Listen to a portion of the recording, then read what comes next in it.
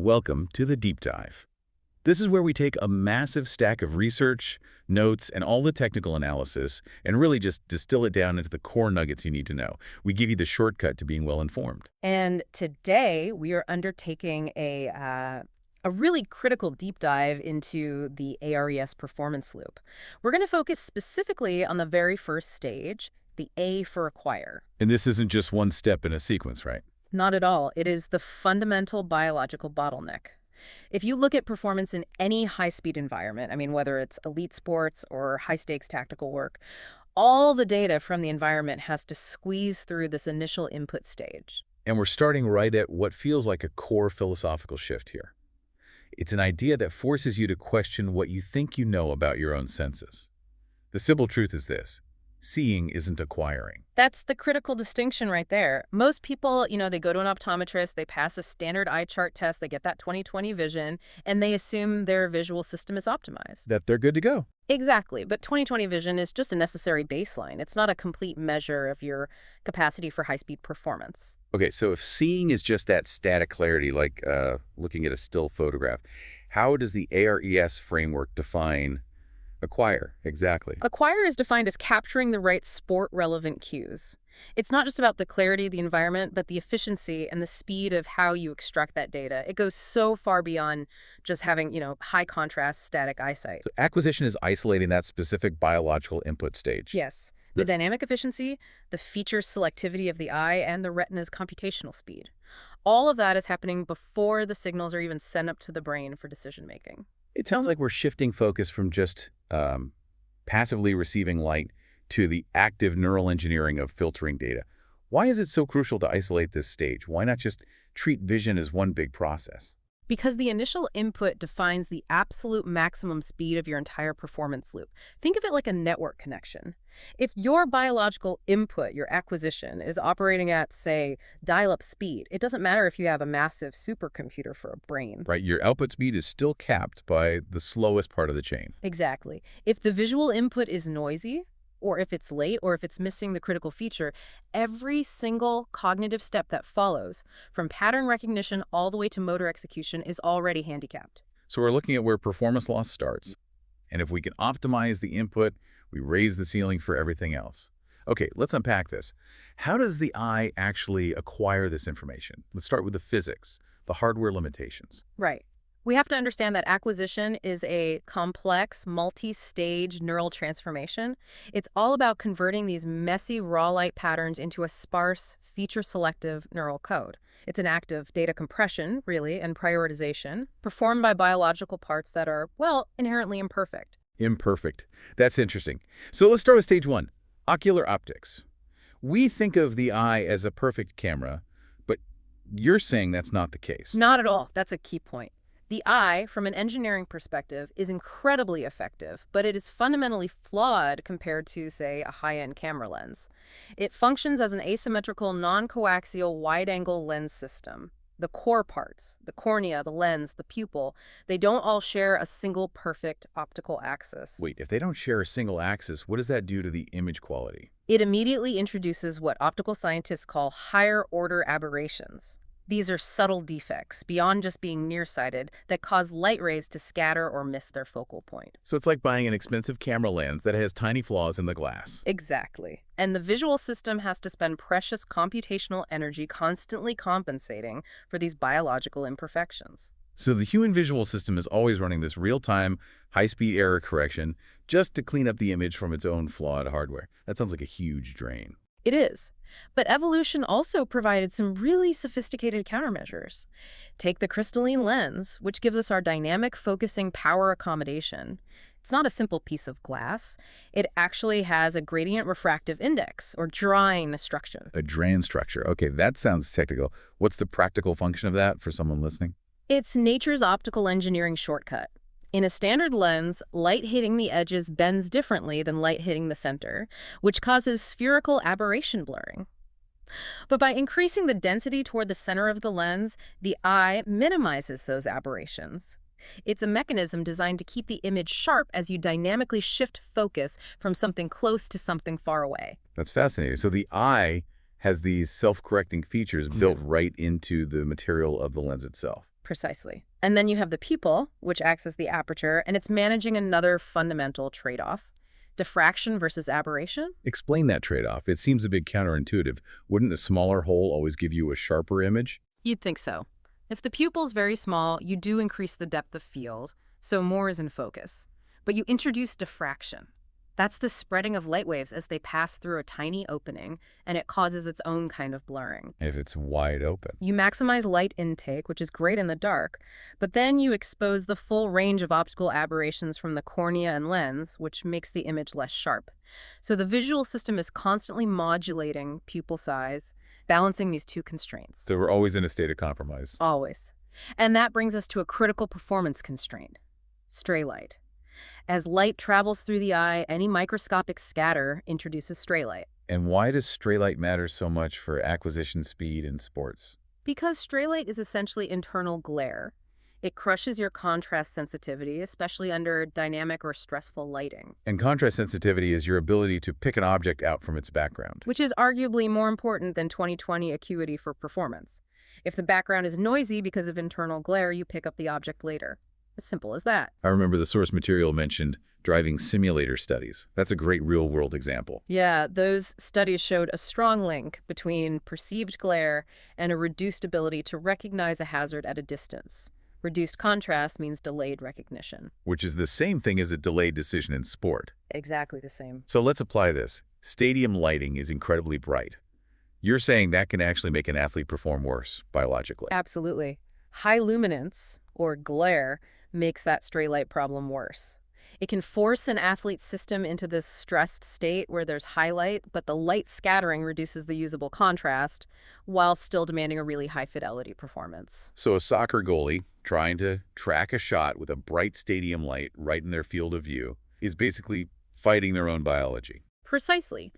Their acuity might be perfect, but the quality of the signal, the contrast ratio, is degraded. This leads to late acquisition and a lost millisecond. And that brings us perfectly to stage 2, the retina as a computational processor. If the optics introduce noise, the retina has to start cleaning it up immediately. Okay, so this is where the engineering flaw meets the computational genius. What's the fundamental challenge the retina is facing here? A massive data reduction challenge. We have about 125 million photoreceptors converting light into signals. That huge stream of information has to be compressed into the output of only about 1 million retinal ganglion cell axons. That's over a 100-to-1 compression ratio. How does the retina even decide what information to keep? It's not a passive camera, it's the first stage of the central nervous system, performing sophisticated computations right at the back of the eye. It prioritizes what's behaviorally relevant. So it's deleting redundant or predictable data. It's only sending the brain the changes. It's only sending the changes. Okay, let's get into the mechanisms. What are the computational shortcuts? We can break it down into a few key elements. First, the basic division: parallel on-in and off pathways. The on-in pathways become active when light increases in their receptive field. And all-off pathways when it decreases. Right. And running two separate parallel systems like this is more efficient because it provides temporal precision. It lets the system signal both increments and decrements of light rapidly, and at the same time, it's all about maximizing the speed of detecting change. Got it. Now, the second element is maybe the most important for defining objects: lateral inhibition. This mechanism is just a testament to retinal engineering. Retinal ganglion cells actively suppress the activity of their neighbors, and this matters most at an edge, the boundary between light and dark.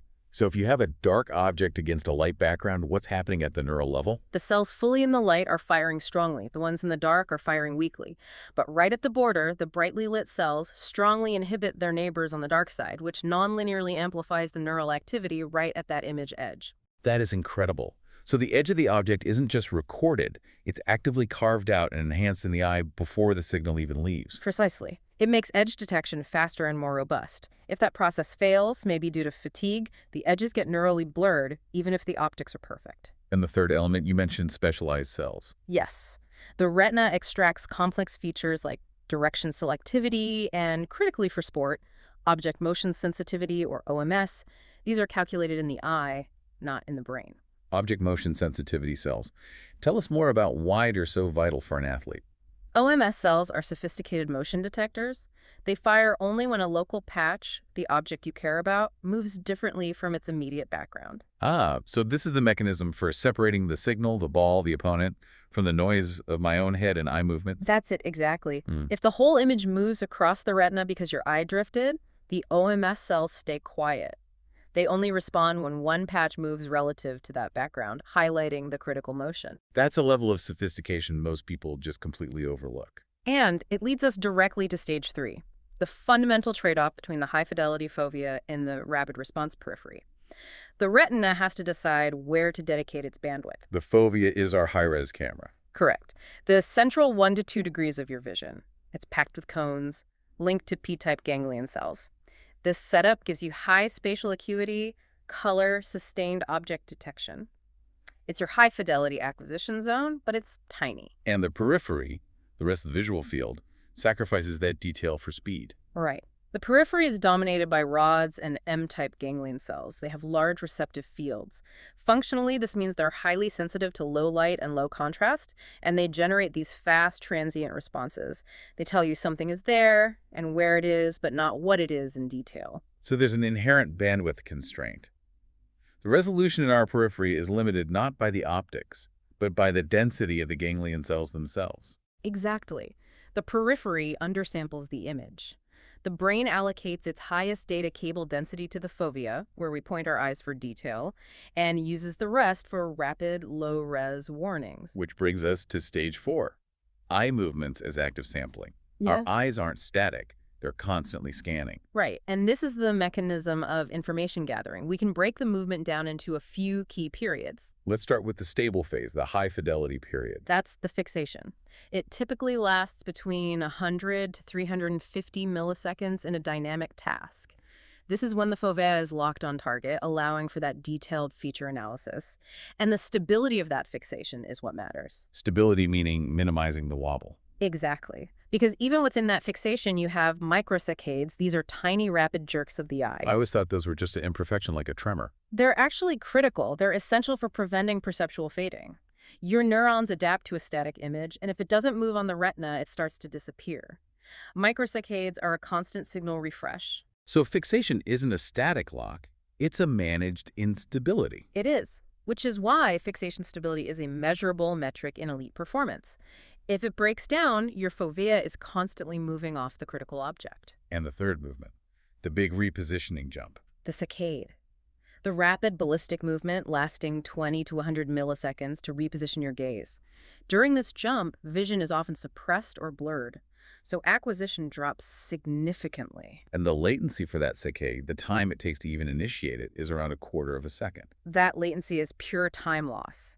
The entire acquisition process, from optics to retina to eye movements, is a machine built for speed. If any part of it breaks down, the athlete loses milliseconds. Okay, this is where it gets really interesting. Let's connect this biology to the field. If this acquisition chain breaks down, what happens? The failure manifests as 2 primary losses. You either lose time because you picked up the wrong cue, or you suffer late pickup of the critical information. Either way, your decision window shrinks. And in high-velocity sports, losing even 20 milliseconds is it's catastrophic. It's the difference between success and error.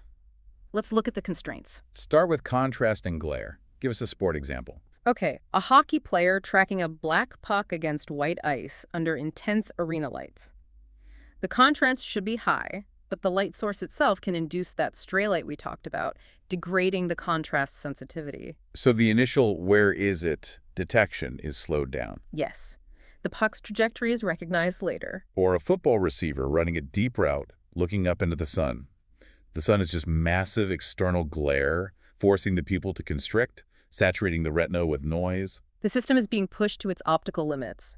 Any flaw that increases scatter immediately deteriorates the quality of the input, leading to late recognition distance. Okay, now let's talk about the constraint of motion and sampling. This is where the biological clock is the bottleneck. Right. Take a baseball player facing a high-velocity pitch. The ball travels 60 feet in less than 400 milliseconds. The temporal limits of processing are everything. The player has to use those specialized OMS cells and efficient eye movements to track the ball's trajectory separately from their own movements. And if that sampling is inefficient, If the initial saccade is too slow, the brain is getting trajectory data that's already out of date. And that delay is catastrophic. The brain is trying to calculate where the ball will be based on where the retina says it was. If that initial was is 20 milliseconds late, the prediction is useless. So the failure isn't just a fuzzy picture, it's a failure in the temporal code needed for prediction. Exactly. The athlete just sees the ball later than their biology should allow. And finally, the constraint of fixation stability. What happens when fatigue sets in? Fixation instability gets worse with fatigue. The athlete's fovea is constantly drifting off the critical object. Imagine trying to analyze the spin on a tennis ball while your high acuity vision is wobbling off target. That immediately shifts the burden. It shifts the entire burden to the higher order cognitive system. The brain has to spend huge resources just to maintain target lock, resources that are then unavailable for making a decision or starting the motor response. So it leads to cognitive overload, all starting from sensory instability. This makes it so clear why subjective measures are useless. We have to measure the efficiency of this process under stress. And that is exactly why we developed the Ayres quotient for acquire, AQA. We go beyond the static eye chart. We measure acquisition efficiency by evaluating the robustness of these mechanisms under the critical athletic stressors: speed, fatigue, and distraction. So AQA isn't a vision test. It's a biological stress test for the input system. That's the key distinction. We look at dynamic acuity, contrast processing under glare, fixation stability under fatigue. We assess how well an individual manages all the trade-offs we just discussed. And the power is in its specificity. Yeah. If an athlete comes in and their baseline AQA shows, say, a delay in saccade latency and poor contrast sensitivity, We've identified the precise biological bottleneck. That athlete isn't slow because their brain is slow.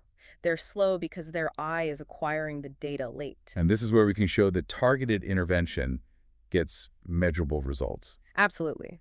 When an athlete trains to enhance these specific biological efficiencies, the AQA metric quantifies the outcome. An athlete might start with an AQA of, say, insert baseline reflecting poor stability, and with focus training improve dramatically to an AQA of insert improved.